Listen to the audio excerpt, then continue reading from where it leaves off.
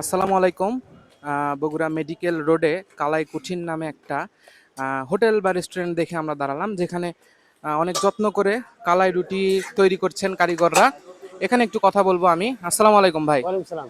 আপনার নাম কি? আমার নাম মোহাম্মদ উজ্জ্বল। আচ্ছা ভাই, এখানে আসলে কালাই রুটির এই দোকানটা কবে থেকে শুরু হয়েছে আপনাদের এখানে? তা আমার 1 তারিখ থেকে শুরু হয়েছে।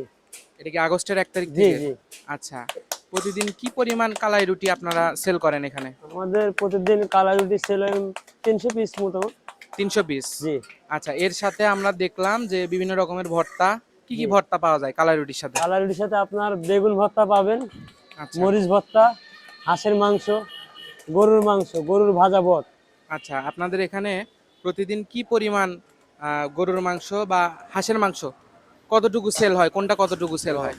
আমাদের মেনু তো আসলে এটা কালা রুটির সাথে হাঁসের মাংস দিয়ে খেতে ভালো।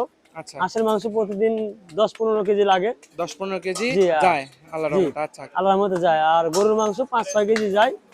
আর গরুর ভুঁড়ি 10 কেজি যায়। আর মানে বেগুন, ভুঁড়ির আইটেমটাই হাঁসের পরে হ্যাঁ, যেটা বেশি চলে সেটা হলো ভুঁড়ি, গরুর ভুঁড়ি বা ভুঁড়ি। বট, যেটা আগে জি আমরা জি বলি। জি।